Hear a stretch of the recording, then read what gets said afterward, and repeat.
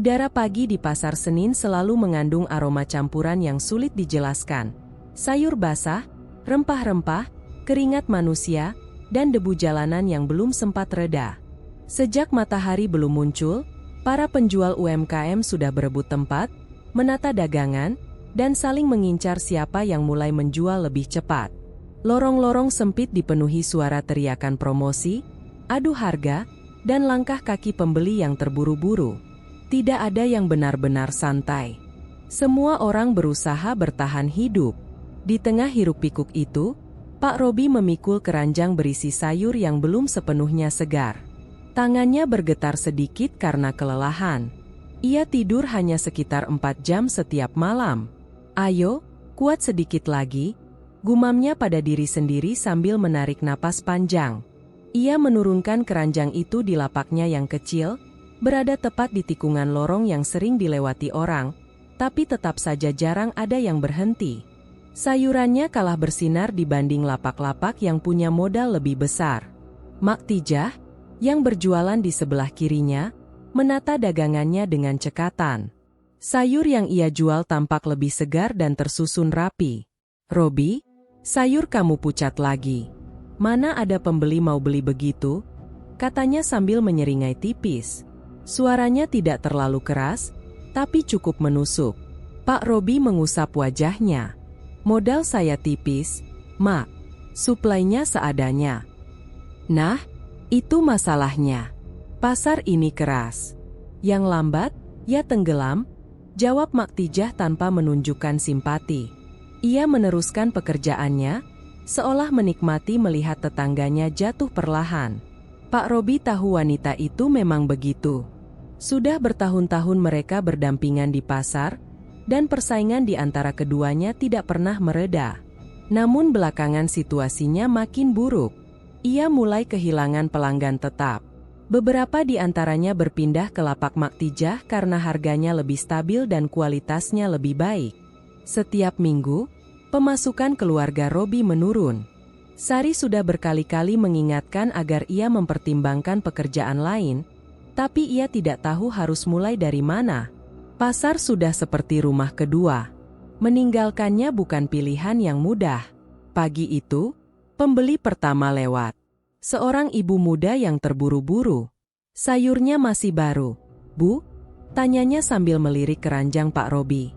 "Baru, Bu. Silakan pilih," jawabnya mencoba terdengar meyakinkan. Namun ibu itu mengerutkan kening.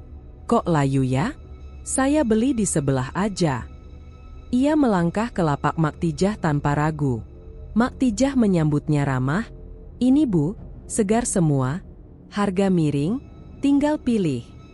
Pak Robi menunduk.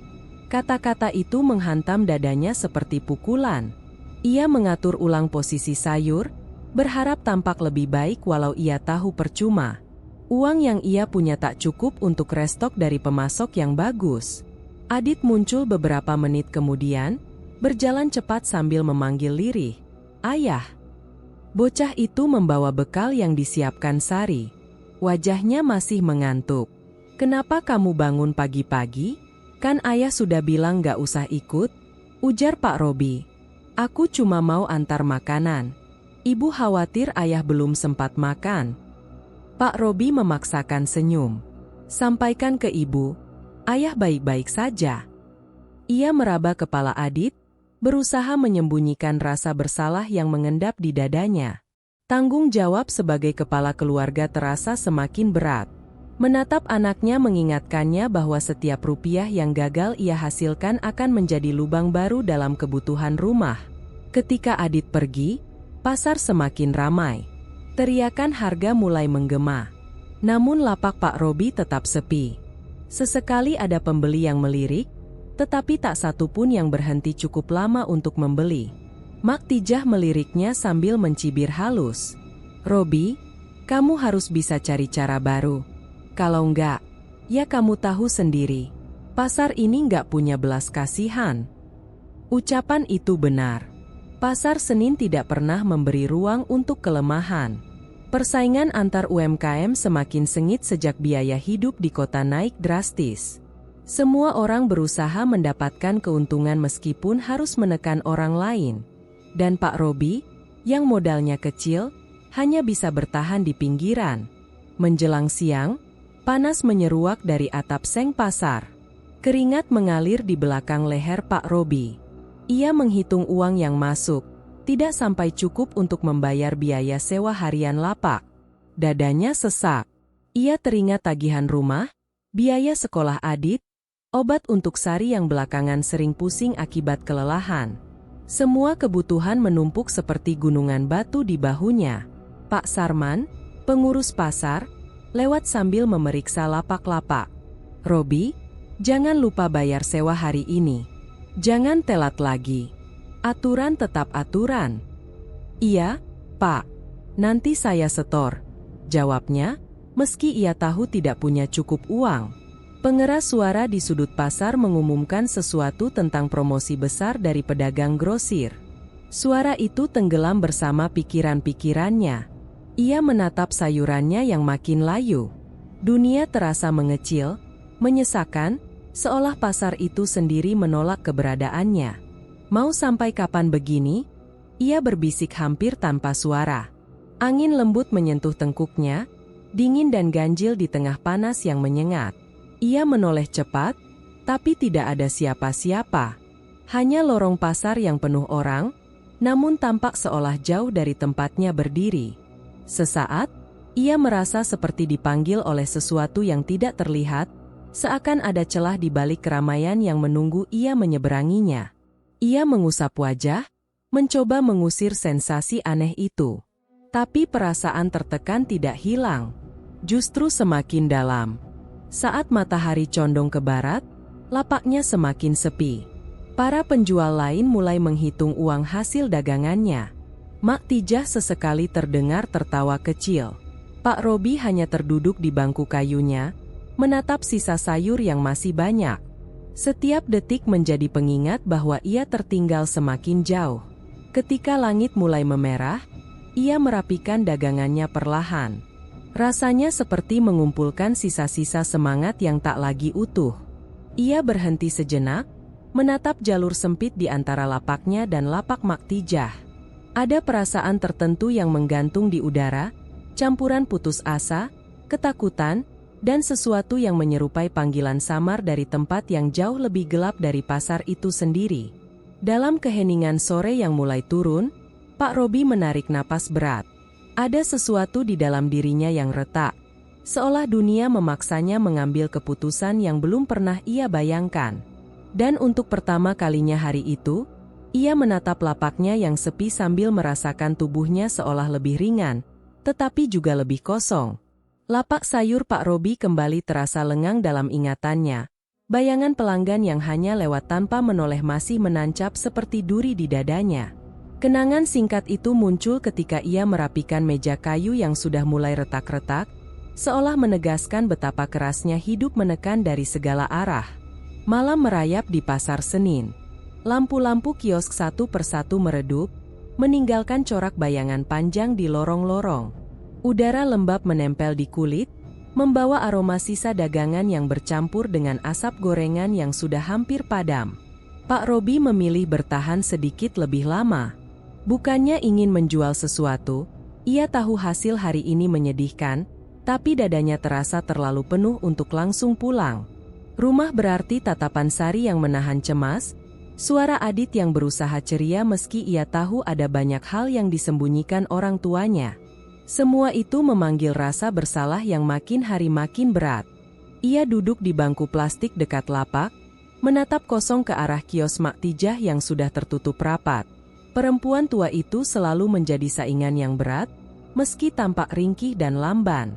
Dagangannya seolah punya magnet, entah bagaimana. Pelanggan datang tanpa pernah ia teriakkan harga promo. Sementara Pak Robi, dengan tenaga setengah mati berseru dari pagi hingga siang, tetap saja kalah. Ia menghela napas panjang, memijat tengkuknya. Besok harus gimana lagi, ya? Gumamnya lirih, lebih ditujukan untuk dirinya sendiri. Pasar ini semakin padat, namun rezekinya terasa semakin sempit. UMKM kecil seperti dirinya rasanya hanya bisa bertahan dengan keras kepala. Sementara kebutuhan keluarga tak punya belas kasihan. Uang sekolah Adit, cicilan yang menumpuk, dan harga kebutuhan pokok yang terus merangkak naik. Lorong pasar semakin sunyi. Hanya beberapa pedagang yang masih membereskan barang, mengikat tali terpal, atau mendorong gerobak ke gudang kecil di ujung gang. Mayoritas sudah pulang. Jam ini biasanya Pak Robi juga ikut menutup lapak dan segera pulang bersama angin malam. Namun hari ini, ia terdiam lebih lama dari biasanya, seakan menanti sesuatu yang belum jelas. Ketika kesunyian menusuk telinga, barulah ia sadar, ada suara lain di antara hembusan angin. Pelan, terlalu pelan untuk disebut suara manusia. Seperti seseorang berbisik dari balik tumpukan karung. Capek? Berat sekali. Ya? Pak Robi menajamkan pendengarannya. Kelopak matanya mengecil. Siapa di situ? Ia berdiri, menatap ke kiri dan kanan. Tidak ada siapa-siapa selain lapak-lapak kosong yang berjajar seperti deretan mulut terbuka. Bisikan itu muncul lagi. Lebih dekat. Lebih jelas. Susah sekali bersaing. Semua seperti menjauh dari lapakmu. Seketika ia menelan ludah. Hei, siapapun itu, jangan bercanda. Pasar sudah mau tutup, katanya sambil menyentuh senter kecil di sakunya. Tangannya sedikit gemetar. Lampu senter menyapu area sekitar. Kosong. Namun suara itu tak berhenti. Kamu ingin keluargamu lebih tenang, bukan? Ingin hidup tanpa terus dihantui angka-angka yang tak pernah cukup? Pak Robi mematung. Ada ketakutan, tapi lebih kuat dari itu. Ada rasa di dalam dada yang sudah lama ia kubur, tapi kini mulai naik ke permukaan, rasa putus asa. Mau apa kamu? Suaranya serak, bukan hanya karena takut, tapi karena lelah. Hening sejenak. Lalu bisikan itu berubah lembut, menyelinap seperti udara yang menyusup ke celah-celah kayu lapak. Aku menawarkan jalan pintas. Sebuah keberuntungan, kecil saja, tidak akan ada yang curiga. Pak Robi menggeleng cepat. Aku gak mau macam-macam.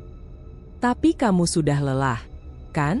Sudah terlalu sering disalib Maktijah, sudah terlalu sering pulang membawa wajah sedih. Nama itu membuat dada Pak Robi terasa dihantam sesuatu. Kenapa kamu tahu semua itu?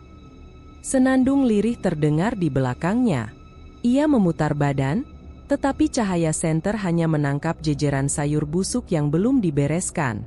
Suara itu seperti berada di segala arah, dekat tapi tak terlihat. Malam seperti memeluknya dengan dingin yang mencurigakan. Aku hanya mengerti perasaan yang kamu simpan. Rasa minder, rasa kehilangan harga diri, rasa ingin menyerah. Pak Robi memejamkan mata. Kata, rasa, yang disebut-sebut entah kenapa membuat jantungnya berdetak lebih cepat. Kamu, makhluk apa? Bisikan itu tertawa pelan. Aku hanya mengambil apa yang sering dibuang manusia. Rasa, itu saja. Aku bisa memberi keberuntungan kecil sebagai gantinya. Kau tidak akan kehilangan apapun yang penting. Hanya sebagian rasa yang memberatkanmu. Pak Robi terdiam sangat lama. Suara tangis Adit semalam kembali terlintas. Anak itu menangis diam-diam karena buku gambarnya hilang dan ia takut meminta uang baru. Sari yang pura-pura kuat meski wajahnya pucat tiap kali menghitung uang belanja. Semua gambaran itu menusuk hati.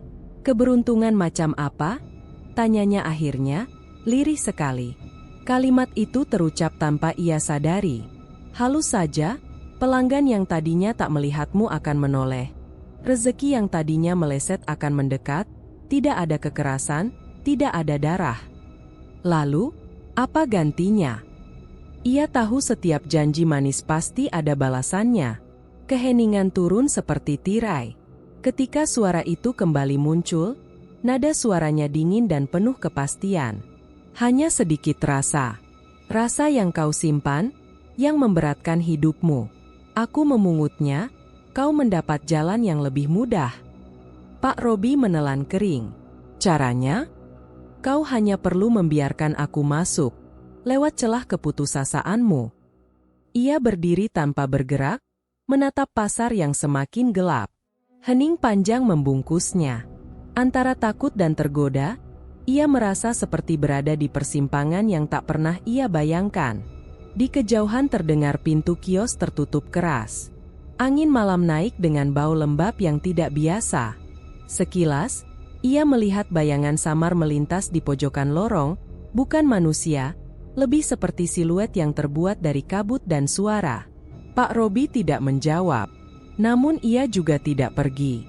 Tubuhnya tetap pada tempatnya, seolah memberi ruang bagi sesuatu yang perlahan merayap ke arahnya.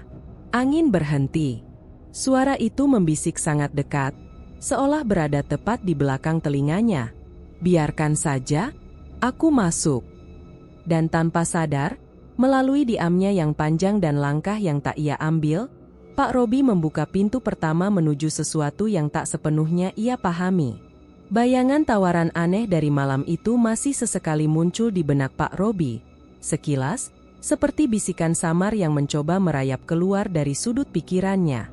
Ia tidak pernah menjawabnya secara jelas, tetapi ingatan itu terus membayangi langkahnya saat ia kembali membuka lapak di Pasar Senin. Pagi itu, pasar belum sepenuhnya ramai. Para pedagang masih sibuk menata dagangan, menyeret terpal, atau berteriak memanggil pelanggan yang lewat terlalu cepat. Namun ada sesuatu yang berbeda di lapak Pak Robi. Ia baru menyadarinya ketika hendak mengeluarkan sayur dari keranjang. Sayur-sayur itu tampak lebih segar daripada ketika ia membelinya subuh tadi. Warnanya lebih cerah, daun-daunnya tidak layu, bahkan wortel yang kemarin sempat tampak kusam kini terlihat seperti baru dipanen. Ia memandanginya lama, lalu mengusap matanya, memastikan ia tidak salah lihat. Pak Robi, sayurnya kok bagus banget hari ini? Tanya seorang pedagang di lapak sebelah, Bu Sumarni, sambil memperhatikan tumpukan kangkung yang terlihat segar mengilat. Pak Robi hanya mengangguk kecil. Iya, entah, mungkin barangnya lagi bagus, jawabnya samar. Nada suaranya terdengar datar, tidak seantusias biasanya. Ada jeda aneh di antara kata-katanya, seolah pikirannya sedang setengah tersesat. Tidak lama, pelanggan pertama datang. Seorang ibu muda berhenti tepat di depan lapaknya. Ia mengambil tomat, memeriksanya sebentar, lalu tersenyum lebar. Wah, ini bagus banget. Harganya berapa, Pak? Tanyanya dengan suara ceria. Pak Robi menyebutkan harga seperti biasa. Anehnya, wanita itu tidak menawar. Bahkan ia membeli jauh lebih banyak dari yang Pak Robi kira. Setelah itu, pelanggan lain muncul lagi. Lalu muncul lagi. Dalam waktu kurang dari setengah jam, lapak yang biasanya harus berteriak berulang kali baru terlihat orang lewat kini justru dipadati pembeli. Orang-orang datang begitu saja, seperti tertarik oleh sesuatu yang tidak terlihat. Pak, saya beli 3 ikat bayamnya, kata seorang bapak sambil menyodorkan uang tanpa banyak tanya. Tomatnya 2 kilo, Pak. Ini wortelnya kok bagus sekali. Saya ambil semua yang di keranjang. Ya. Pak Robi melayani semuanya dengan gerakan yang anehnya lebih otomatis. Senyumnya tipis, nyaris tidak terlihat, dan tatapannya mulai sering kosong saat jeda pelayanan. Ia seperti setengah sadar, hanya bergerak mengikuti permintaan. Dari kejauhan, Mak Tijah memperhatikan dengan mata menyipit. Lapak yang biasanya sepi itu mendadak menjadi pusat kerumunan. Ia mengumpat pelan, bibirnya bergerak-gerak tanpa suara, seolah mencoba membaca sesuatu yang tidak ia mengerti. Ketika pelanggan sedikit berkurang, Bu Sumarni mendekat lagi. Pak Robi, kamu minum jamu apa? Bisa ramai begini? Aneh loh, aku dari tadi cuma jual 2 ikat. Pak Robi hanya memandangnya sebentar. Tatapannya datar, seperti ada celah kosong di balik mata itu. Rezeki, mungkin, jawabnya pendek. Bu Sumarni mengernyit. Kok ngomongnya kayak orang ngantuk? Pak. Pak Robi tidak menjawab. Ia kembali merapikan tumpukan sawi yang tinggal sedikit. Jemarinya bergerak tapi tidak benar-benar memegang kesadaran penuh, seakan-akan tubuhnya bergerak berdasarkan sisa perintah dari pagi buta. Tak lama, Adit muncul bersama Sari yang datang mengantar bekal.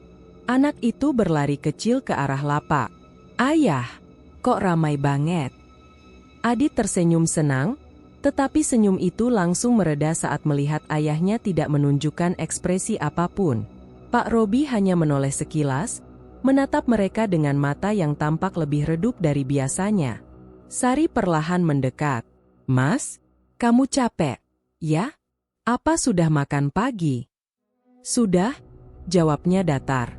Sari memperhatikan suaminya lebih dekat. Ada sesuatu yang janggal. Garis wajah Pak Robi tampak lebih tegang, tetapi matanya kosong, seperti seseorang yang sedang menahan sesuatu yang tidak bisa dijelaskan. "Mas, kamu sakit?" tanyanya pelan. Pak Robi menggeleng. "Tidak apa-apa."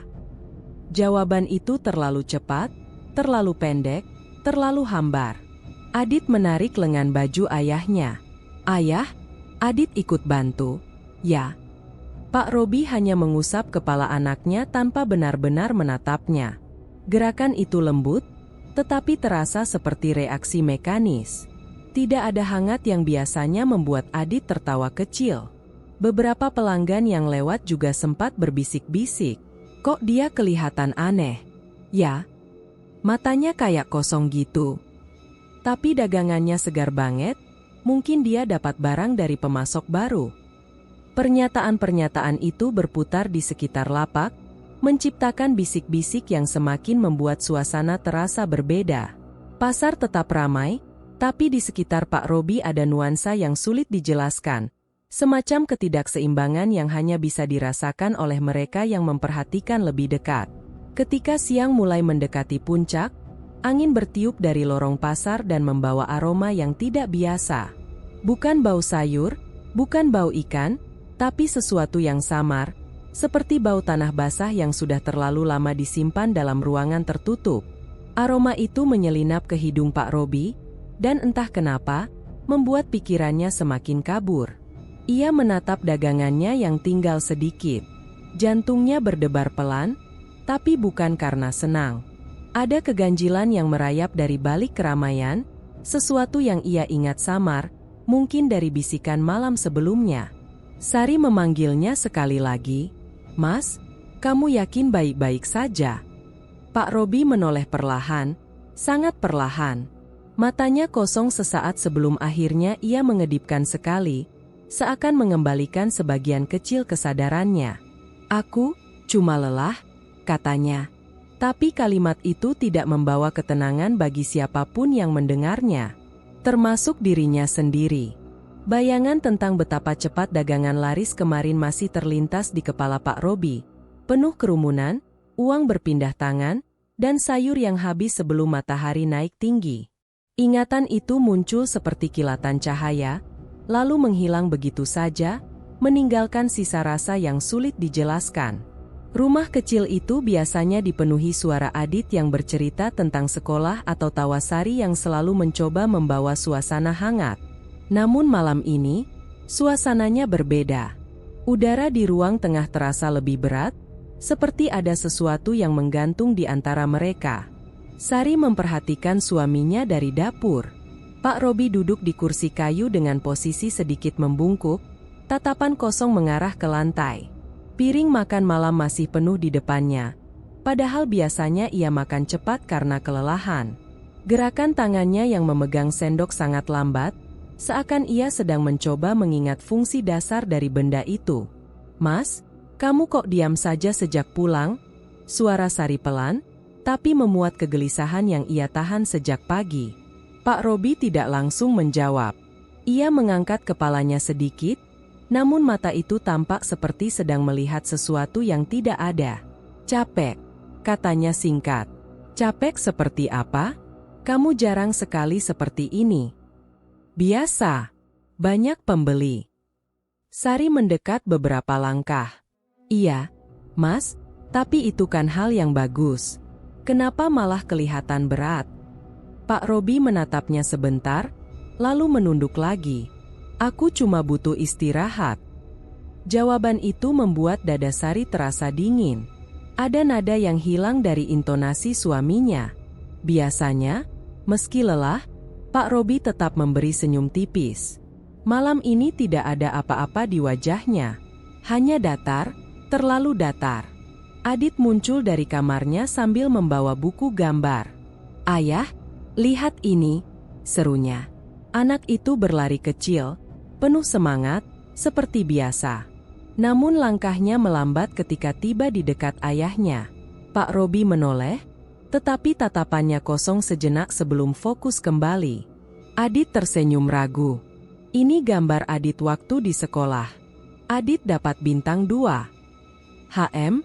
sahut Pak Robi tanpa ekspresi. Anak itu menunggu respons lebih lama. Kalimat pujian, acungan jempol, atau sekadar senyum ayah yang biasanya membuatnya bangga. Tapi tidak ada apapun. Hanya tatapan yang seperti menembus sesuatu di belakang dirinya. Adit mengangguk kecil, lalu mundur. "Adit taruh dulu." "Ya?" Perubahan kecil itu membuat Sari menegakkan badan. Ia memperhatikan Adit kembali ke kamar dengan langkah jauh lebih pelan daripada saat ia keluar tadi. "Mas," Sari kembali bicara perlahan, "kenapa kamu seperti tidak memperhatikan Adit?" Pak Robi menutup mata sebentar, menarik napas panjang. "Aku mendengarnya." "Dengar saja tidak cukup." "Sari," suaranya terdengar lebih tajam, "aku bilang aku capek." Sari terdiam, tapi bukan karena takut. Lebih karena terkejut. Pak Robi jarang sekali menaikkan nada bicara. Biasanya ia sangat sabar, terutama ketika menyangkut anaknya. Malam ini, sikap itu hilang begitu saja seperti lapisan cat yang terkelupas. Setelah makan malam, Pak Robi menuju kamar mandi. Sari memperhatikan gerakannya dari belakang. Tubuh suaminya tampak tegap seperti biasa, tetapi cara ia berjalan tidak lagi sama. Ada sesuatu yang kaku, seperti gerakan orang yang menahan rasa aneh di dalam dirinya. Ketika pintu kamar mandi tertutup, Sari mendekat ke meja makan. Ia melihat piring Pak Robi hampir tidak tersentuh. Padahal ia sejak dulu selalu makan tanpa sisa. Di samping piring itu, Sari melihat sesuatu yang lebih membuat hatinya berdesir. Coretan kecil di meja kayu. Seperti bekas kuku, tipis dan pendek, namun cukup banyak. Ia menyentuhnya dengan ujung jari. Masih baru. Ia menoleh ke pintu kamar mandi dengan mata yang mulai menyipit.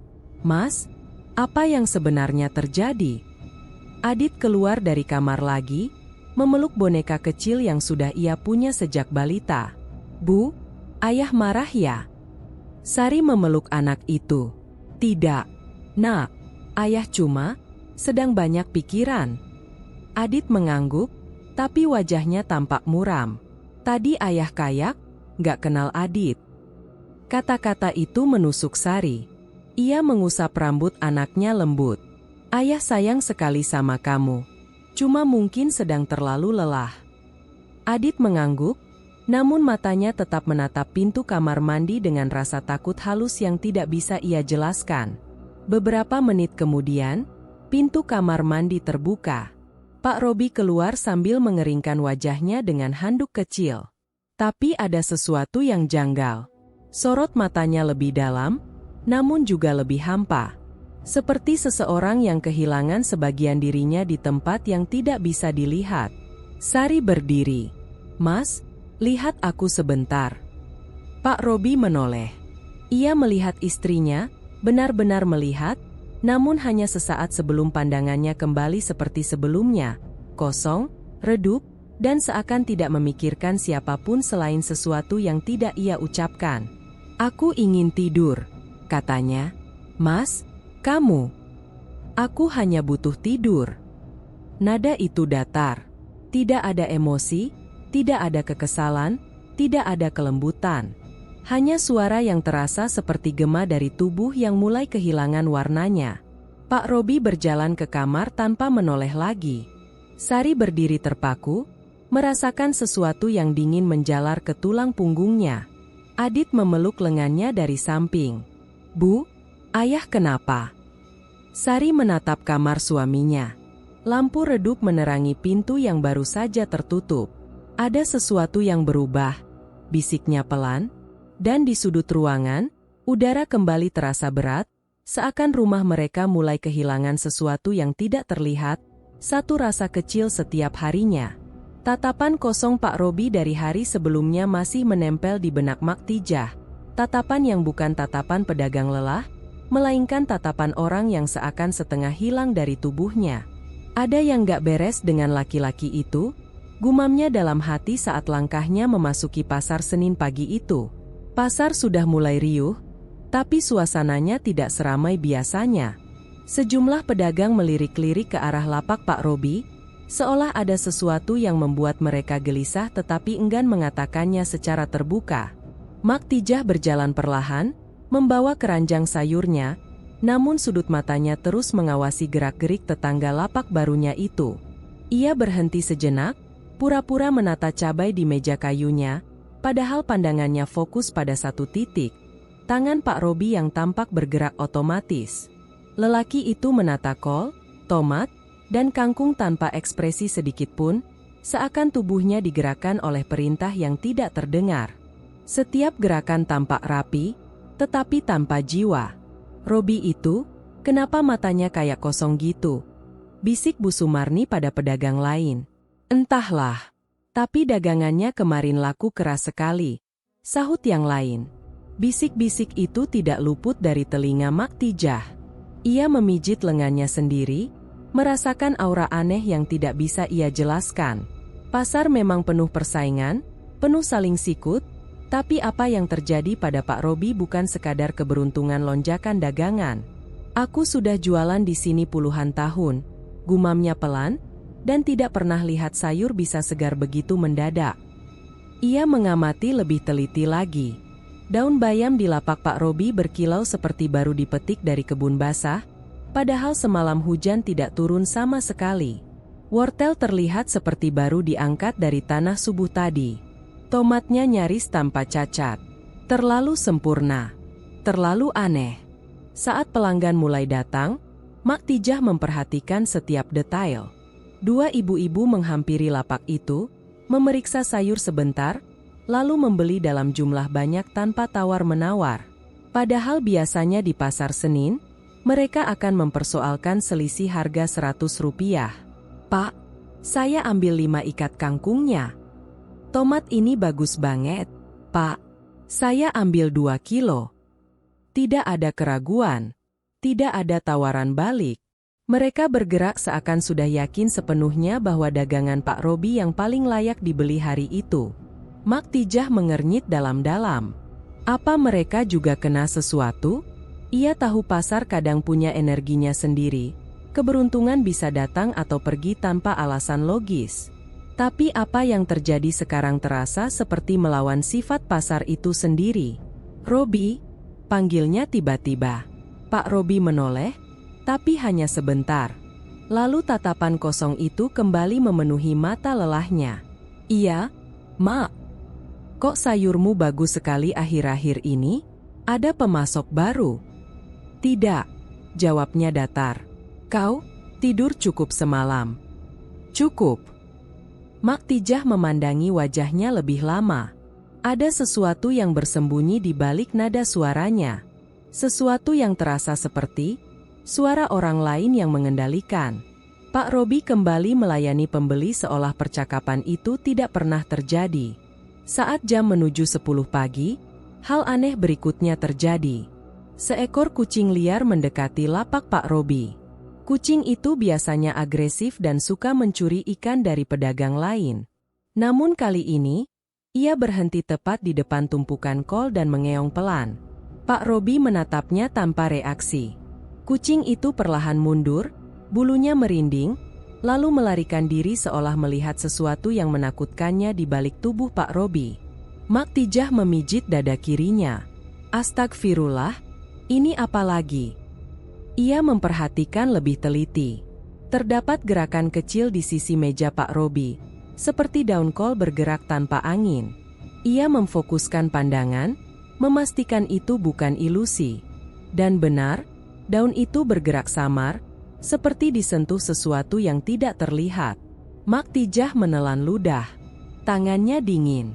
Pelanggan yang lewat tidak menyadari apapun. Mereka terlalu sibuk berebut sayur segar, seakan ada daya tarik yang tidak masuk akal.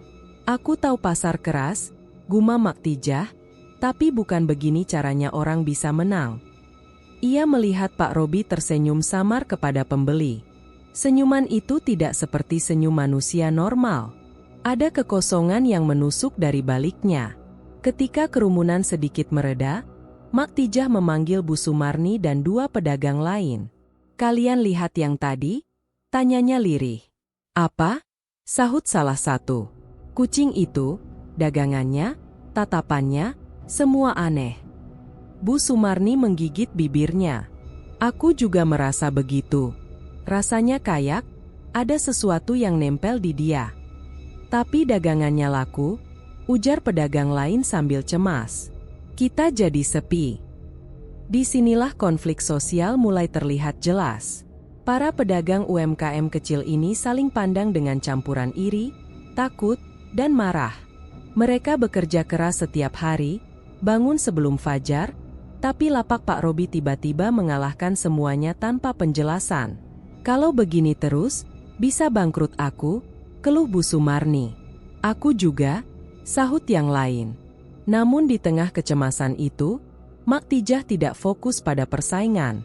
Ia menatap lekat-lekat ke arah Pak Robi yang sedang merapikan lapak dengan gerakan rapi namun kehilangan jiwa. "Persaingan memang keras," katanya pelan, tapi lelaki itu bukan lagi hanya pedagang. Ia mengusap lengannya yang merinding. Ada sesuatu yang mengintip lewat matanya. Saat hari mulai condong ke siang, Mak Tijah berdiri lebih dekat dengan lapak Pak Robi, pura-pura memilih cabai. Namun sebenarnya, ia sedang memperhatikan perubahan kecil lain. Udara di sekitar lapak itu lebih dingin dibanding tempat lain.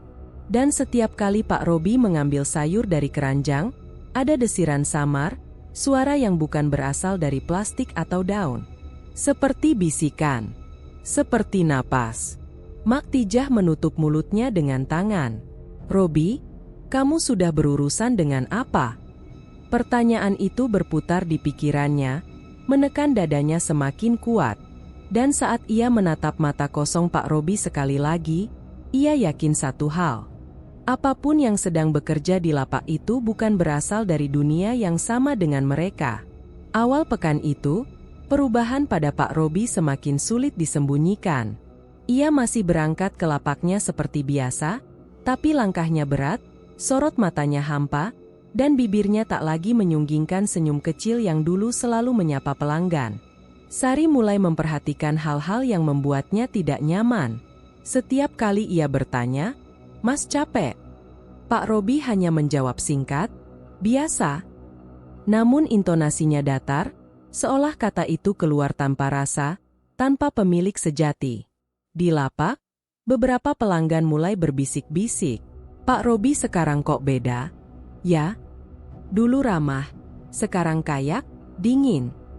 Ada juga yang mendadak tak jadi membeli setelah melihat tatapan Pak Robi menatap langsung ke mereka tanpa kedip. Seolah menafsirkan bayangan di balik tubuh mereka, bukan wajahnya. Adit semakin sering melihat keganjilan. Suatu malam, ia terbangun dan menemukan ayahnya duduk di ruang tamu dalam gelap. Nafasnya berat, matanya memantul samar dari cahaya lampu jalan yang masuk lewat jendela. "Ayah?" panggil Adit. Pak Robi menoleh lambat. Terlalu lambat. Lalu menjawab lirih, "Tidak apa-apa. Tidur lagi." Tapi Adit tahu ada yang salah. Ayahnya bukan tipe yang duduk diam tanpa alasan. Di balik itu semua, ada suara lain yang mulai mengisi hidup Pak Robi, suara tak berbentuk yang hanya ia dengar saat sendirian. Makin hari, suaranya makin jelas. "Lebih banyak, kau harus beri lebih banyak." Makhluk pesugihan itu tidak lagi puas dengan pengambilan rasa yang awalnya kecil.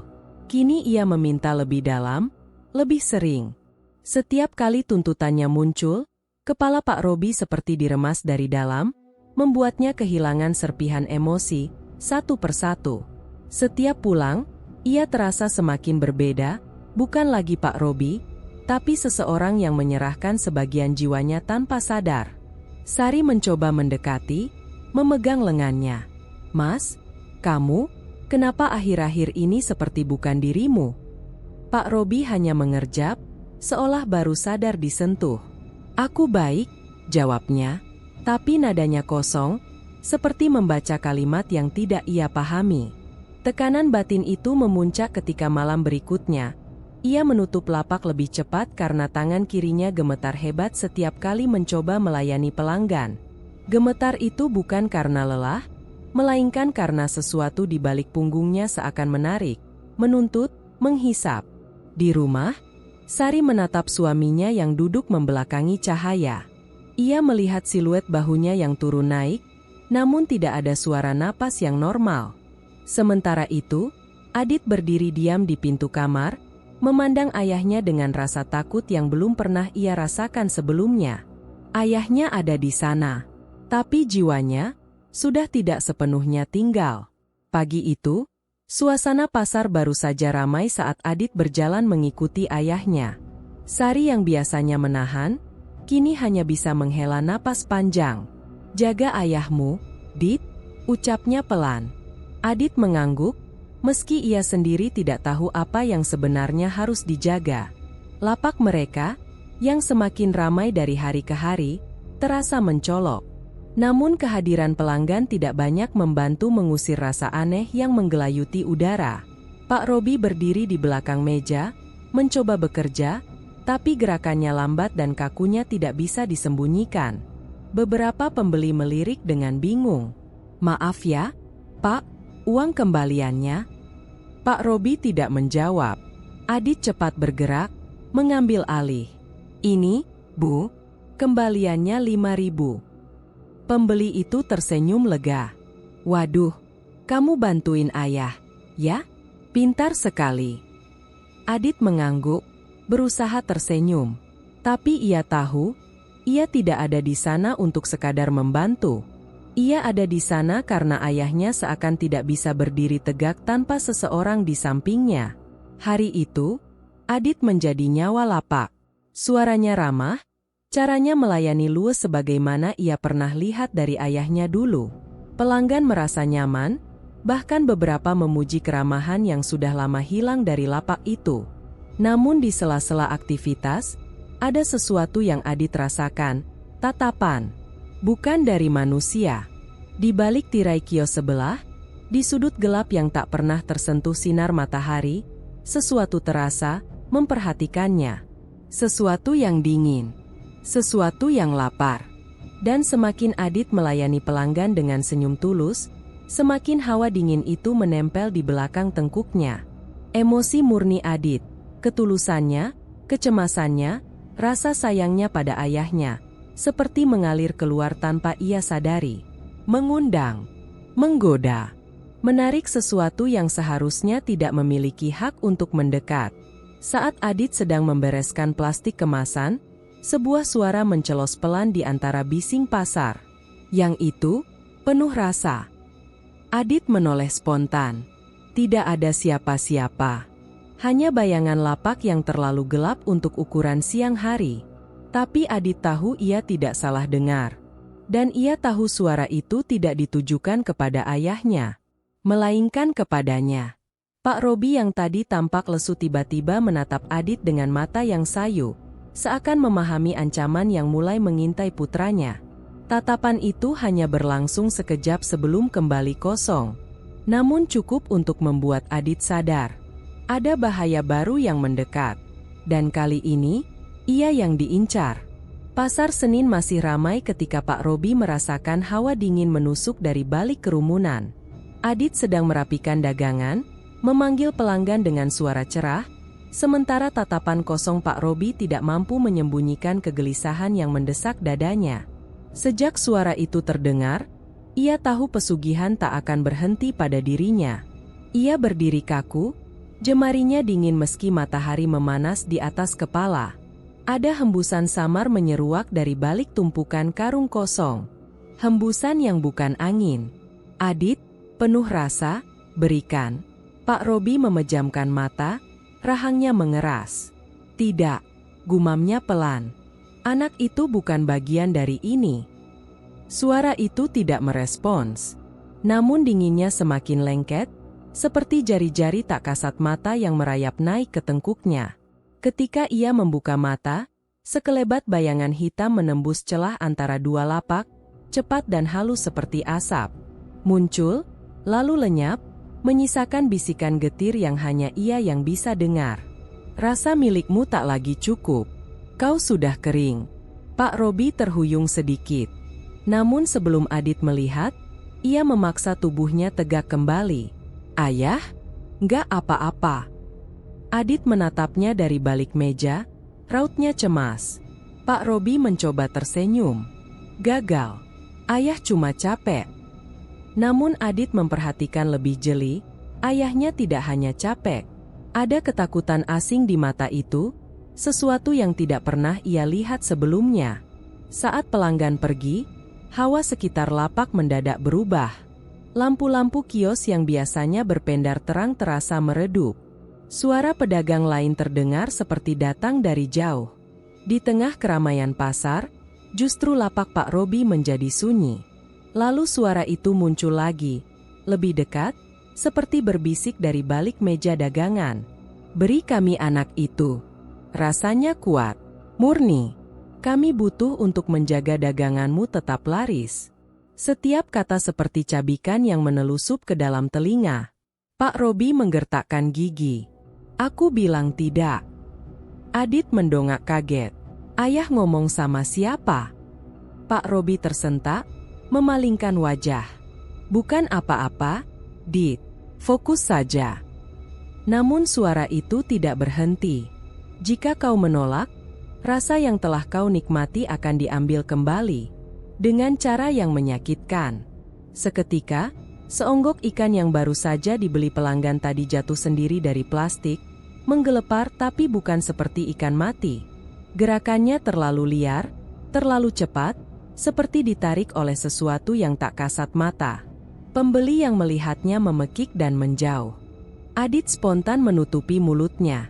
Ayah, kenapa ikannya begitu? Pak Robi tidak menjawab. Sorot matanya membeku, dada naik turun cepat. Bayangan hitam menyelinap di bawah meja, seperti tangan yang mengusap tanah, mendekati Adit. Ia tersadar. Tidak ada lagi waktu.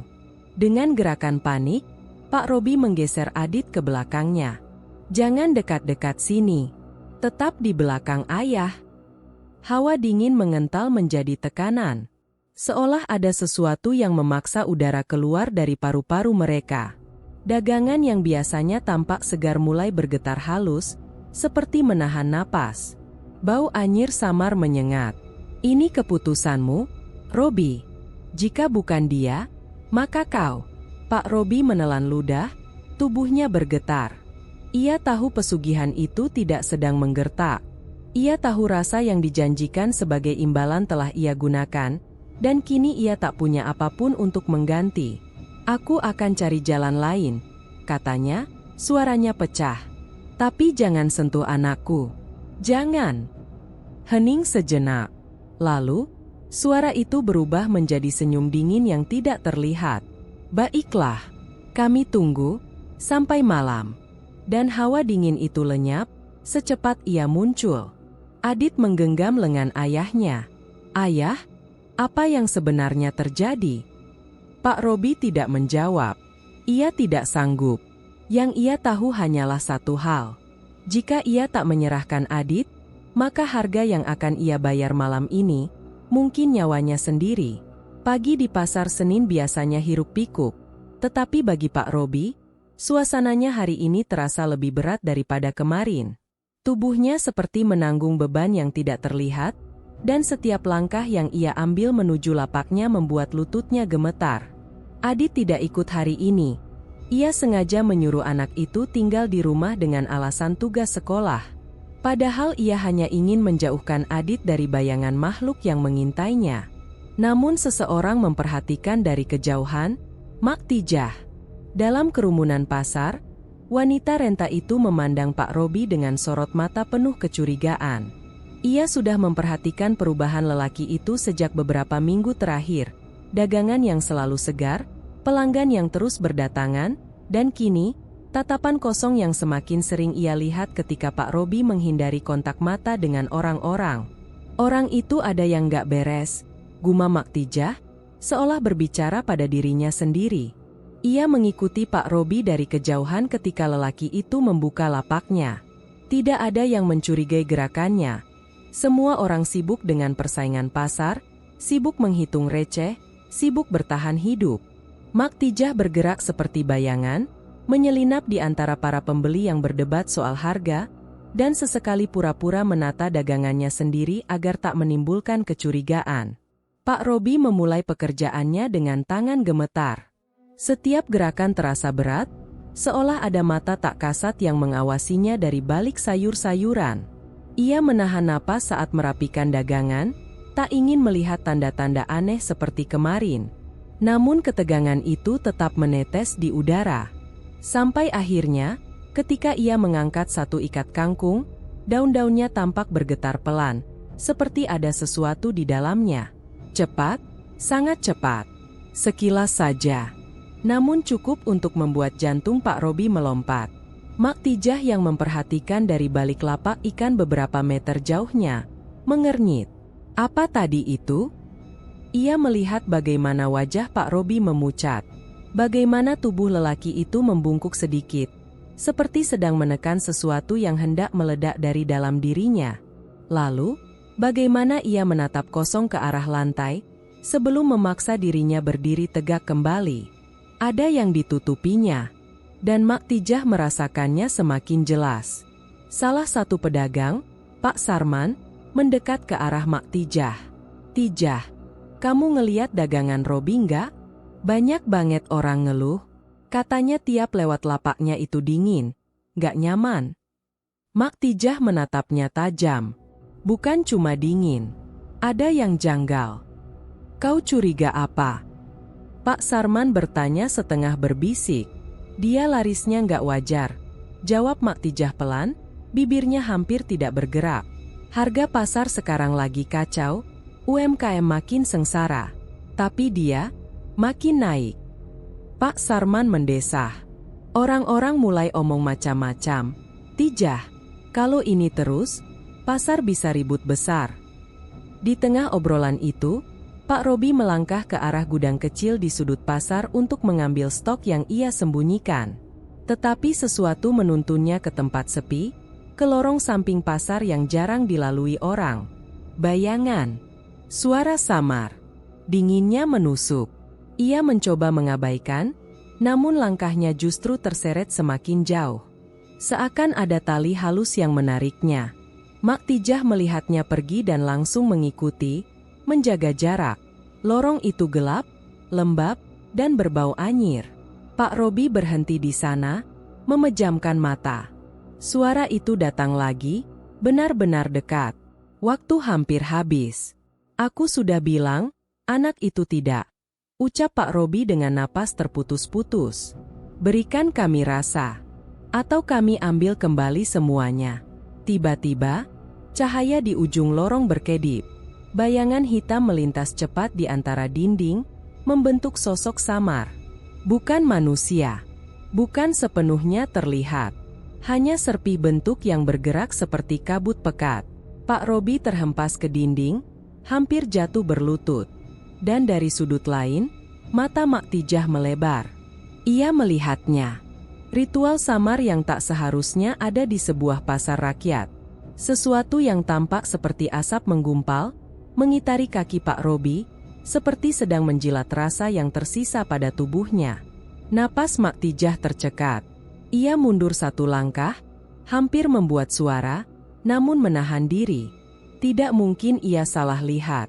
Tidak mungkin itu hanya bayang-bayang lampu. Kecurigaan berubah menjadi kepastian yang menyesakkan. Seseorang seperti Pak Robi, seharusnya tidak bisa mendapatkan dagangan sehebat itu tanpa harga. Dan harga itu kini tampak jelas, terlalu jelas. Makhluk itu memudar perlahan, lalu hilang, menyisakan Pak Robi terbebani, tubuhnya gemetar hebat. Ketika ia berbalik, ia hampir melihat Mak Tijah. Wanita tua itu buru-buru menyelinap ke dinding lain, bersembunyi. Namun detik itu cukup membuatnya yakin, ini bukan urusan kecil. Bukan sekadar iri atau persaingan. Jika orang-orang pasar tahu, rusuh tak terhindarkan. Pasar Senin bisa berubah menjadi medan bencana. Mak Tijah memegang dadanya, napasnya tersengal. Apa yang kau lakukan, Robi? Apa yang sudah kau jual? Dan di ujung lorong, Pak Robi berdiri dengan napas terputus-putus, bersiap menghadapi konsekuensi yang semakin mendekat. Rumah itu tampak lebih sempit malam ini. Dinding yang biasanya terasa hangat mendadak seperti merapat, menekan dari segala arah. Sari duduk di kursi ruang tamu, menelungkupkan tangan di pangkuannya, sementara tatapannya mengunci pintu depan yang baru saja tertutup ketika Pak Robi masuk. Baju kerjanya belum sempat dilepas. Langkahnya berat, bahunya turun, dan napasnya tenggelam dalam kecemasan yang tak lagi bisa ia sembunyikan. "Rob," suara Sari pelan tapi tajam, "kita perlu bicara." Pak Robi berhenti di tengah ruang tamu. Punggungnya seperti dipaku. Ia tahu percakapan ini sudah tidak bisa ditunda. Adit mengintip dari kamar, tetapi Sari memberi isyarat halus agar ia menutup pintu. Anak itu patuh, meski jelas ia merasakan ada yang salah dari nada suara ibunya. Sari berdiri. "Aku sudah lama lihat kamu berubah. Tapi hari ini, kamu bahkan tidak bisa menatapku." Ia mendekat satu langkah. "Ada apa sebenarnya?" Pak Robi memejamkan mata sebentar. "Aku cuma capek. Pasar makin berat." "Jangan bohong." Nada itu langsung menusuk. Robi tersentak. "Aku tidak bohong." Sari menggeleng, hampir marah. "Rob, kamu pulang dengan wajah seperti dikejar sesuatu. Setiap malam kamu gelisah. Tatapan kamu kosong. Dan beberapa hari ini, Adit bilang kamu kadang bicara sendiri." Robi memalingkan wajah. "Kalau kamu nggak bilang sekarang," Sari melanjutkan, "aku yang akan cari tahu sendiri." Ada getaran kecil di suara itu. Bukan ancaman, tapi ketakutan. Pak Robi tahu ia sudah kehabisan alasan. Ia tahu ia telah menunda terlalu lama. Dan malam ini, di antara ketenangan rumah yang bergoyang oleh kecemasannya, ia tidak bisa melarikan diri. Ia duduk, tangannya menutupi wajah. "Sar, ada sesuatu yang salah?" katanya lirih. Sari ikut duduk di depannya. "Salah apa?" Hening panjang jatuh, berat seperti timah panas. "Aku," Robi menarik napas panjang. "Aku minta jalan pintas." Darah Sari terasa turun dari wajahnya. "Apa maksudmu?" bisiknya. "Dagangan itu, yang tiba-tiba laris, bukan karena keberuntungan." Robi menunduk dalam-dalam. "Ada sesuatu yang membantu.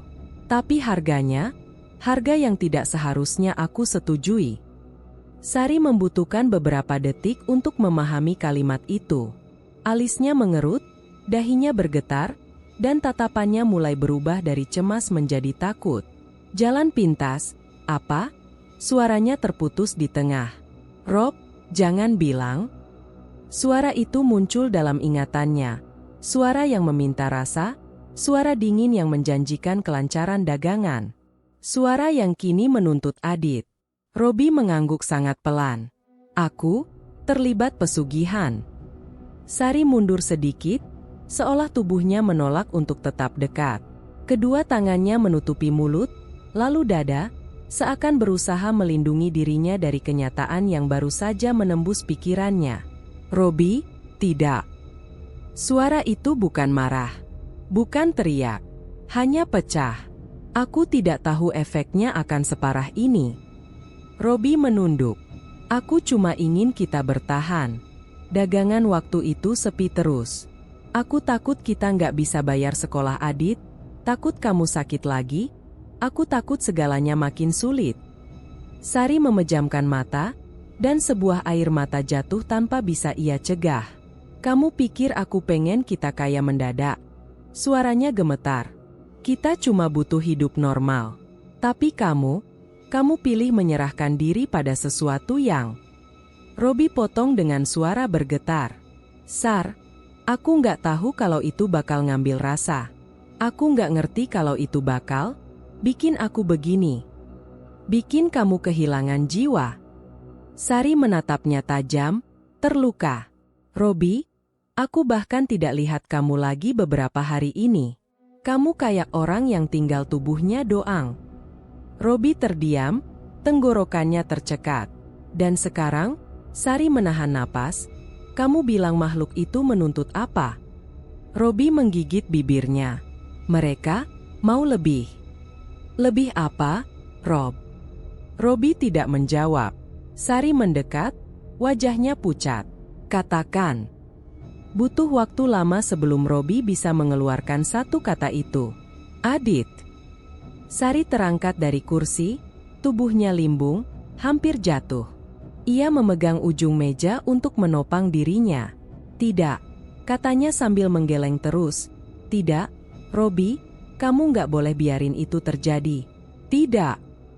Aku nggak akan biarin, Robi berusaha meyakinkan, meski suaranya sendiri seperti runtuh.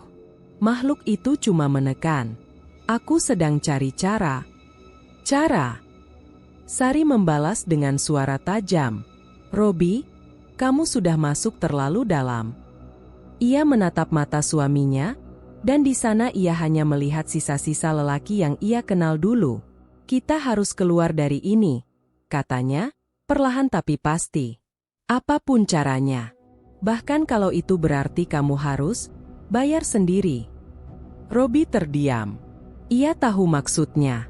Ia tahu harga itu mungkin hanya bisa ditebus dengan satu cara, dirinya sendiri. Suasana rumah membeku. Di kamar, Adit membuka sedikit pintu, melihat kedua orang tuanya tenggelam dalam ketakutan yang tidak ia mengerti. Namun ia merasakannya.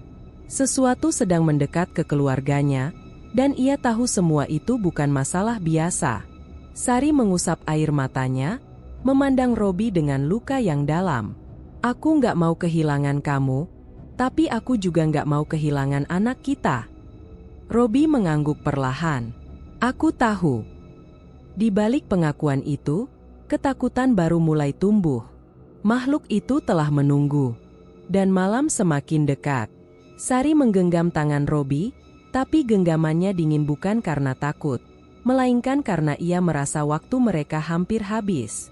Dan Pak Robi hanya bisa menunduk, menyadari bahwa pengakuan ini hanyalah permulaan dari kehancuran yang lebih besar. Langit pagi tampak kusam ketika Pak Robi melangkah ke pasar. Sari berdiri di pintu, menyandarkan tubuhnya pada kusen kayu yang bergetar halus karena tangannya yang lemah. Tatapan mereka saling bertemu sebelum Pak Robi pergi. Tatapan yang menyimpan rasa takut, cemas, dan harapan tipis bahwa hari ini tidak akan menjadi akhir dari segalanya. Begitu tiba di lapaknya, Pak Robi langsung tahu ada yang tidak beres. Hawa dingin yang biasanya datang dari makhluk pesugihan kini terasa lain. Lebih agresif, lebih menekan, seperti mengunci napasnya sejak langkah pertama. Dagangan yang ia susun semalam tampak layu, padahal sebelumnya masih segar. Daun-daun sawi menggulung sendiri seperti terbakar matahari, padahal cuaca masih lembab. Ikan di ember kecil terbalik tanpa alasan, perutnya kembung tidak wajar. Robi, kok sayuranmu begini? Seorang pelanggan bertanya dengan nada kecewa. Pak Robi menelan ludah. Maaf, Bu. Mungkin salah penyimpanan. Padahal ia tahu itu bukan salah penyimpanan. Ini peringatan. Siapa suruh mencoba lari? Bisikan itu muncul dari balik tumpukan karung. Suaranya serak, panjang, dan menusuk seperti kuku yang menggores kaca. Pak Robi berpura-pura tidak mendengar. Namun pelanggan lain mulai datang, melihat, lalu pergi sambil menggeleng. Ini kenapa busuk semua? Kemarin masih bagus. Sekarang begini, jangan-jangan mainan bahan kimia ya? Ucapan itu menusuk. Pasar kecil seperti ini penuh dengan fitnah yang mudah menyebar. Sekali reputasi jatuh, Tidak ada yang akan membeli lagi. Tekanan itu membuat napas Pak Robi pendek. Rob! Suara Mak Tijah terdengar dari arah lapak sebelah. Tatapannya menusuk seperti sedang menilai dosa. Apa yang terjadi sama daganganmu? Pak Robi berpura-pura sibuk merapikan meja. Tidak apa-apa, Tijah. Lagi sial aja. Mak Tijah mendengus. Sial? Yang kayak begini bukan cuma sial. Ada yang salah, Rob? Nada suaranya mengandung ancaman samar. Ia tahu sesuatu. Mungkin tidak semuanya, tapi cukup untuk menimbulkan neraka kecil di pasar jika ia mau. Sementara itu, daun kangkung di meja bergetar halus seperti ada angin yang lewat, padahal udara benar-benar mati. Tak satu pun kain bergoyang. Tak satu pun rambut pelanggan bergerak. Hanya dagangan Pak Robi yang seakan bernapas sendiri. Berikan rasa yang kami minta, suara itu kembali, lebih tegas. Atau kami ambil semuanya. Dagangan, rezeki, dirimu. Pak Robi menutup mata, mencoba menahan gemetar. Tidak, gumamnya pelan. Aku mau keluar. Aku mau hentikan ini. Lorong pasar mendadak menggelap sepersekian detik. Lampu-lampu kios berkedip, barang-barang pedagang lain jatuh perlahan seperti didorong oleh tangan tak terlihat. Beberapa pelanggan menoleh, bergumam cemas. Lalu dagangan Pak Robi meledak perlahan, bukan secara fisik, tapi seperti berubah bentuk begitu cepat hingga terdengar bunyi krek kecil. Tomatnya retak sendiri, isi buahnya mengalir keluar seperti darah. Wortel patah tepat di tengah. Ikan-ikan menegang seolah baru saja didorong dari dalam air ke hawa panas. Ya Allah, Robi, ini kenapa? Seorang ibu muda memekik. Lapakmu, kayak kena santet. Teriak pedagang lain. Kalimat itu menyebar cepat. Pesugihan? Bisik seseorang. Ada makhluk? Bisik lainnya. Pak Robi merasakan dunia menyempit. Kepalanya berdenyut. Dadanya seperti ditarik dua arah. Ia menunduk dan mengambil satu cabai yang berubah hitam dalam hitungan detik. Sentuhan kecil pada kulitnya membuat ujung jarinya mati rasa. Ia menelan ketakutan. Di rumah tadi, Sari memintanya mencari jalan keluar. Mungkin mencari orang pintar, mungkin berhenti total dan menghadapi konsekuensi. Apapun itu, Sari ingin keluarga mereka selamat. Tapi pesugihan ini tidak akan membiarkan ia pergi semudah itu. Bayangan hitam melintas cepat di ujung penglihatannya. Bukan manusia, bukan hewan. Hanya bentuk kosong yang mengintip seperti asap yang peka pada rasa takut. Waktumu hampir habis. Robi. Pak Robi menutup mata. Aku tidak akan kasih adit. Mau ambil nyawaku? Ambil saja. Tapi tinggalkan keluargaku. Hawa dingin itu menekan dada hingga ia hampir jatuh. Tapi ia tetap kuat, untuk sesaat. Rob! Ia membuka mata. Pak Sarman menghampirinya dengan ekspresi khawatir, melihat dagangan yang rusak parah. Kamu sakit? Atau ada sesuatu yang ngikutin kamu? Pak Robi hanya bisa menggeleng. Ia tidak bisa menjelaskan apapun tanpa membuat dirinya semakin dicurigai. Dan pasar ini, seperti kebanyakan pasar urban, tidak punya ruang untuk cerita-cerita gaib, kecuali untuk dijadikan bahan gosip yang dapat menghancurkan hidup seseorang. Mak Tijah menatap dari kejauhan, sorot matanya lebih tajam dari sebelumnya. Ia tidak perlu bukti lengkap. Cukup melihat kekacauan hari ini untuk tahu bahwa ada sesuatu yang sangat salah. Di rumah, Sari menunggu dengan hati gelisah, tetapi Pak Robi belum siap pulang. Ia berjalan menjauh dari lapaknya, tidak peduli pada dagangan yang tidak bisa diselamatkan. Ia harus berpikir. Ia harus memilih. Tapi bisikan itu mengikuti, menempel di pundaknya, mengekori setiap langkah seperti bayangan melekat. Keluar bukan pilihan. Bayarannya harus lunas. Pak Robi berhenti di tengah lorong pasar, jantungnya bergetar. Kepalanya berdenyut seperti dipukul dari dalam. Dunia berputar pelan. Ia sadar usaha untuk bebas bukan hanya akan menghancurkan dirinya, tapi juga keluarga, dan pasar, dan siapapun yang terlalu dekat. Namun satu hal pasti, ia tidak akan menyerahkan Adit. Bahkan jika itu berarti melawan makhluk yang sudah mencengkeram jiwanya. Dan malam itu terasa semakin dekat. Kilasan ancaman itu muncul sekilas di kepala Adit, suara serak yang pernah membisikkan namanya di antara kerumunan pasar. Sejak malam ancaman itu terdengar, ia tak pernah benar-benar tenang. Pagi itu, Adit tetap ikut membantu di lapak. Pak Robi mengawasinya dengan gelisah, matanya tak pernah lepas dari sudut-sudut gelap pasar. Setelah kejadian terakhir, ia tahu pesugihan itu tidak lagi hanya menagih rasa, tapi menagih Adit. Para pelanggan mulai berdatangan, namun banyak yang memandang Adit seolah ada sesuatu yang berbeda dari dirinya. Adit berusaha tersenyum, tapi setiap kali ia menyentuh barang, selalu ada sentakan kecil di dadanya, seolah ada yang menarik emosinya keluar. Sebuah kejadian menegangkan terjadi saat seorang pembeli tiba-tiba pingsan di depan lapak. Tubuh wanita itu kaku, dan dari mulutnya keluar gumaman yang membuat darah Pak Robi seakan berhenti mengalir. Anak itu, rasanya manis sekali. Adit mundur ketakutan. Ia merasakan hawa dingin membungkus punggungnya. Sari yang kebetulan datang langsung menariknya menjauh. Tatapannya kepada Robi penuh kemarahan dan ketakutan. Ketika lapak mulai sepi, bayangan hitam menyeruak dari sela-sela tumpukan kardus. Wujudnya samar, seperti asap yang memiliki mata. Adit terpaku, tubuhnya kaku. Bayangan itu merayap, mencoba menggenggam dada Adit, mencari emosi yang paling murni. "Adit, lari!" teriak Pak Robi, mendorongnya dengan paksa. Adit terseret jatuh, namun dorongan itu menyelamatkannya. Bayangan tersebut terhenti tepat di depan Robi, berdenyut dengan amarah. "Aku tak akan memberimu anakku." Suara Robi pecah, ketakutan dan putus asa bercampur jadi satu. Bayangan itu menyusut perlahan, lalu menghilang seperti asap terbakar. Tapi ancaman itu jelas, pesugihan telah memilih targetnya. Adit pulang dengan tubuh gemetar, tak mampu bicara. Sari menahannya dalam pelukan, sedangkan Robi hanya berdiri terdiam di depan pintu. Wajahnya tertunduk, tahu bahwa waktu untuk melawan sudah hampir habis. Pesugihan itu tidak akan berhenti. Dan kini, Adit adalah harganya. Adit masih pucat sejak insiden kemarin. Meski ia berusaha berdiri di samping lapak, getaran di tangannya terlihat jelas.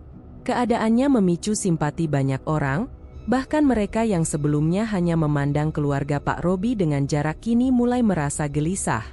Mak Tijah menjadi orang pertama yang mendekat. "Nak Adit, duduk dulu.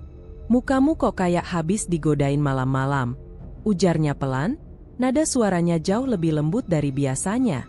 Ia tak menyebutkan apapun tentang bisik-bisik yang ia dengar, tapi tatapannya menunjukkan bahwa ia tahu ada sesuatu yang lebih gelap dari sekadar kelelahan. Beberapa penjual lain ikut merapat.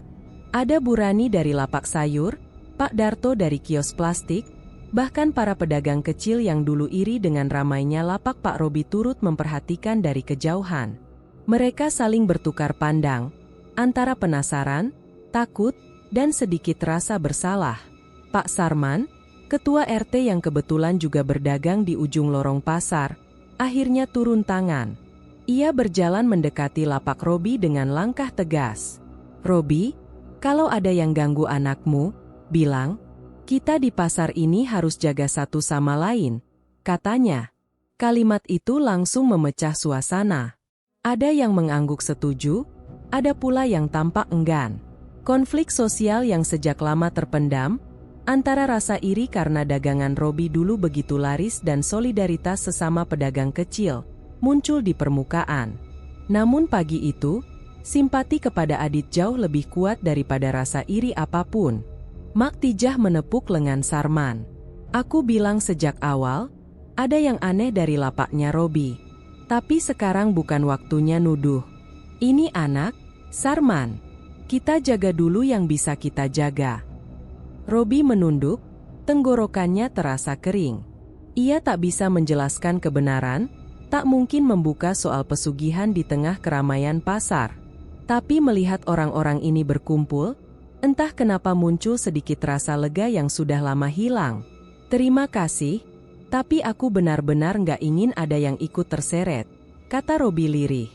Pak Sarman menggeleng. "Justru kalau kau diam, semuanya bisa kena. Kita buat rencana. Minimal jaga Adit dulu." Para penjual mulai berdiskusi. Ada yang menawarkan untuk menjaga lapak beramai-ramai. Ada yang bersedia meminjamkan tempat aman untuk Sari dan Adit jika situasinya memburuk. Beberapa yang dulu pernah iri hanya terdiam, namun tidak ada yang menolak gagasan itu. Untuk pertama kalinya sejak pesugihan itu menagih lebih banyak, Robi merasa tidak sepenuhnya sendirian. Dan di tengah hiruk-pikuk pasar yang biasanya hanya diwarnai persaingan dagang, tumbuh sesuatu yang jarang muncul, solidaritas. Meski samar, harapan itu mulai terasa, sebuah awal perlindungan untuk keluarganya, sebelum ancaman berikutnya datang. Keputusasaan yang menyesakkan dada terus menghantui Robi sejak Adit hampir menjadi korban. Meski dikelilingi bantuan para pedagang, ia tahu hanya dirinya yang benar-benar bisa menghentikan ikatan terkutuk itu. Malam itu, dengan tekad yang pahit, ia kembali ke tempat pertama kali ia mendengar suara pesugihan, lorong gelap di belakang pasar yang selalu berbau lembab dan besi. Sejenak ia teringat wajah Adit yang gemetar, dan itu menjadi pengingat betapa ia tak punya pilihan lain selain melawan apapun yang menjeratnya. Ia memulai ritual pemutusan dengan cara yang dulu pernah dibisikkan suara itu, tetapi kali ini ia melakukan kebalikan dari setiap langkahnya. Menolak, membalikan arah, memutus alur. Ia menggambar lingkaran tanah yang patah, bukan yang utuh. Ia meletakkan sayuran busuk sebagai penolak, bukan persembahan. Setiap langkah terasa berat seolah ada tangan tak terlihat yang menahan gerakannya. "Robi," suara itu muncul, melayang dari kegelapan, lebih marah dan lebih dalam dari yang pernah ia dengar.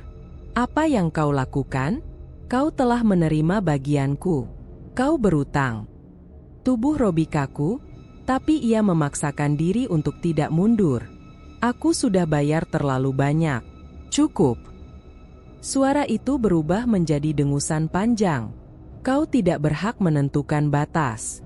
Selama rasa mengalir darimu, selama jiwamu retak, aku hidup." Ketika lingkaran itu hampir selesai, udara di sekelilingnya menggetar. Suhu turun drastis. Gelap makin menekuk ruang. Bayangan hitam muncul di sudut pandang, tidak memiliki bentuk tetap, tapi terasa seperti wajah tanpa kulit, tanpa mata, sekadar kehampaan yang lapar. Makhluk pesugihan itu menerjang masuk ke dalam cahaya samar dari lilin-lilin yang Robi susun. Mereka berkerlap-kerlip sebelum padam satu persatu, menyisakan hanya satu yang masih bertahan. "Berhenti," suara itu menggema. "Jika kau putuskan ini, keseimbanganmu runtuh. Daganganmu, kekuatanmu, bahkan sisa emosimu, semuanya akan kuambil." Robi menggenggam tangan kirinya, menahan gemetar. "Ambil, asal anakku hidup." Makhluk itu mendekat, dan suara seperti tulang berderak terdengar dari segala arah. "Kalau begitu, bayarannya adalah kau." Robi menutup mata. Ia tahu harga itu sudah ia duga sejak awal.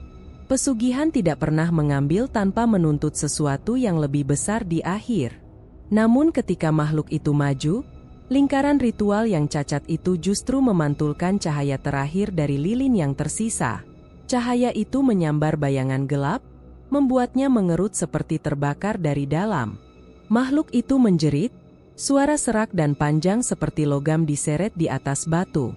Robi memanfaatkan celah itu. Ia menggoreskan satu garis terakhir di tanah, garis pemutus yang menentukan. Begitu garis itu selesai, lingkaran itu runtuh menutup dirinya, bukan makhluknya. Cahaya menyala kuat lalu menghilang, meninggalkan hitam pekat. Makhluk pesugihan itu melengking. "Kau memutusku, tapi harga belum lunas. Kau akan merasakan kekosongan yang sama seperti yang kau berikan padaku." Lalu semuanya hening. Robi terjatuh, Tubuhnya lemas seperti kehilangan setengah nyawanya. Napasnya tercabik-cabik, dadanya perih, pikirannya berguncang. Tapi entah mengapa, untuk pertama kalinya sejak lama, ia merasa sedikit manusiawi kembali. Berat, tapi nyata. Lelah, tapi hidup. Dalam kesunyian yang menelan lorong pasar itu, Robi berjuang menegakkan tubuh. Tekadnya tetap utuh meski tubuhnya nyaris kosong. Ia tahu konsekuensinya belum selesai. Namun ia juga tahu satu hal pasti. Ia berhasil menyelamatkan Adit, setidaknya untuk malam ini. Dan harga yang harus ia bayar, baru mulai terasa. Tubuh Robi masih terasa berat ketika ia membuka mata pada pagi berikutnya. Sisa-sisa ritual semalam menempel seperti bayangan gelap di pikirannya. Kelelahan itu bukan hanya fisik, lebih dalam, seperti rongga di dadanya belum terisi apa-apa. Namun di balik semua itu, ia merasakan satu hal yang lama hilang. Adanya denyut emosi kecil yang muncul perlahan, samar, namun nyata. Rasa takut, lega, dan cemas bertubrukan, tapi semua itu miliknya sendiri. Ia tidak lagi hampa. Sari duduk di tepi ranjang, menatapnya dengan mata sembab namun lembut. "Kamu bisa bangun? Tadi malam kamu seperti hilang napas." Robi mencoba mengangguk, meski lehernya terasa seperti diikat sesuatu. "Aku masih ada," katanya lirih. "Dan Adit bagaimana?" "Dia tidur," jawab Sari. "Tapi semalam dia terus memanggil namamu." Robi memejamkan mata. Ingatan tentang teriakan makhluk pesugihan yang pecah di lorong pasar masih menggema. Sudah selesai, lanjutnya, lebih kepada dirinya sendiri. Sari tidak menahan tangan ketika menyentuh pipinya, seolah memastikan bahwa orang di hadapannya benar-benar suaminya. "Aku berharap itu benar." Ketika Robi kembali ke pasar 2 hari kemudian, keadaan terasa berbeda. Lapaknya berdiri seperti biasa, tapi udara di sekelilingnya tak lagi memiliki kehangatan aneh yang dulu menarik pelanggan tanpa alasan. Sayuran yang ia tata tampak biasa saja, tidak bersinar, tidak harum mencolok, tidak segar melampaui logika. Ia sempat terdiam melihat semua itu. Kesunyian yang menyambutnya justru terasa seperti penanda kebebasan. Adit berjalan di sampingnya, masih tampak berhati-hati. Bocah itu terus memeriksa sekitar, seakan takut bayangan gelap itu muncul lagi. "Ayah, ayah yakin semuanya aman?" Robi menepuk pundaknya. "Selama kamu di sini, ayah tidak akan biarkan apapun menyentuhmu." Namun kalimat itu membuatnya teringat pada peringatan terakhir makhluk pesugihan. Harga belum lunas. Robi menelan kekhawatiran itu dalam-dalam. Ia tidak ingin Adit merasakan sisa ketakutan darinya. Para penjual lain mulai berdatangan. Ada yang sekadar mengangguk, ada yang memberikan tatapan campuran simpati dan kebingungan. Pasar Senin adalah tempat rumor tumbuh seperti jamur, cepat, tak tervalidasi, dan seringkali dibesar-besarkan. Mak Tijah berjalan mendekat sambil menyeret gerobaknya. Wajahnya yang keriput tampak lebih lembut hari itu. "Robi," sapanya pelan, "kau sudah kembali." Robi menunduk hormat. "Saya masih harus bekerja, Mak." Mak Tijah memperhatikan sayurannya yang tampak biasa. "Lapakmu sudah kembali seperti semua orang, ya?" Robi mengangguk kecil. Mak Tijah menarik napas panjang. "Bagus. Biar semua berjalan di jalur manusia saja. Pasar bisa keras, tapi tidak ada untung kalau yang berdagang bukan lagi orangnya." Sekilas, Robi melihat kehangatan di balik kalimat itu, meski tetap ada rasa waspada. Namun ia menghargai perhatian itu. "Terima kasih, Mak. Jaga keluargamu," tukasnya sebelum pergi. Pelanggan yang dulu berdatangan seperti arus banjir kini hanya lewat sesekali. Ada yang singgah membeli sedikit, ada yang hanya melihat. Pendapatan hari itu nyaris kembali ke titik sebelum pesugihan datang, bahkan mungkin lebih rendah. Namun Robi merasakan sesuatu yang dulu hilang, beban bekerja yang terasa jujur. Tidak ada suara asing di telinganya, Tidak ada tatapan kosong yang mengontrol tubuhnya, tidak ada kekuatan yang meminjamkan keberuntungan palsu. Tangan yang ia gunakan untuk menimbang sayuran terasa lebih berat, tapi juga lebih hidup. Ia bisa merasakan letih, gerah, dan harapan kecil dari orang-orang yang membeli darinya. Saat siang mencapai puncak, Adit kembali duduk di dekatnya, mengusap keringat di dahi. "Ayah, rasanya berbeda. Tapi, aku suka kita begini." Robi menatap wajah anaknya, melihat kegelisahan yang perlahan memudar digantikan keberanian. "Ayah juga," jawabnya. "Walaupun sulit, ini milik kita sendiri." Di kejauhan, suara para pedagang terdengar normal seperti biasanya. Tawar-menawar, teriakan harga, bunyi gerobak geser, semuanya menjadi musik pasar yang familiar. Namun di balik dinamika itu, rumor tentang keanehan yang pernah terjadi di lapak Robi berhembus pelan. Ada yang bilang dagangannya dulu terlalu segar untuk ukuran manusia. Ada yang mengaku pernah melihat tatapannya hampa. Ada pula yang percaya ia terlibat sesuatu yang gelap, tapi kini sudah menebus diri. Rumor itu hidup, tapi tidak menyentuhnya terlalu dalam. Robi menerima bahwa sebagian luka di pasar akan tetap ada. Yang penting kini ia kembali menjadi dirinya, meski dengan bekas yang mungkin tidak akan hilang. Menjelang sore, angin lembut melintas di lorong pasar. Robi menutup gerobaknya perlahan. Adit membantu dengan gerakan kecil namun penuh niat. "Ayah," kata Adit sambil memandang langit yang mulai oranye. "Kalau nanti kita susah lagi, apa ayah takut?" Robi memandang jauh ke jalanan tempat ratusan manusia menempuh hidup masing-masing. "Takut?"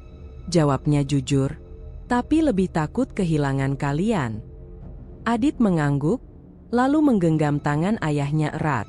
Ketika mereka berjalan pulang melewati keramaian, Robi menoleh sekali lagi ke arah pasar.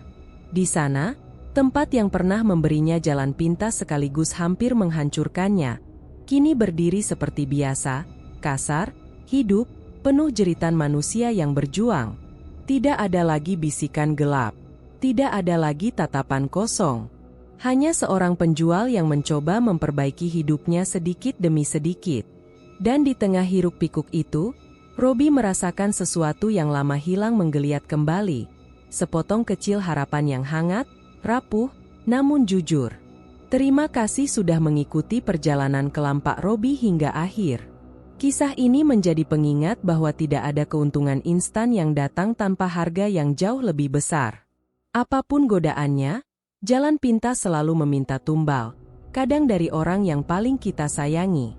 Kalau kamu suka cerita ini dan ingin mengikuti kisah-kisah lain tentang pesugihan, misteri urban, serta horor sosial yang dekat dengan kehidupan sehari-hari, jangan lupa subscribe, nyalakan lonceng notifikasi, dan bantu share cerita ini ke teman-temanmu.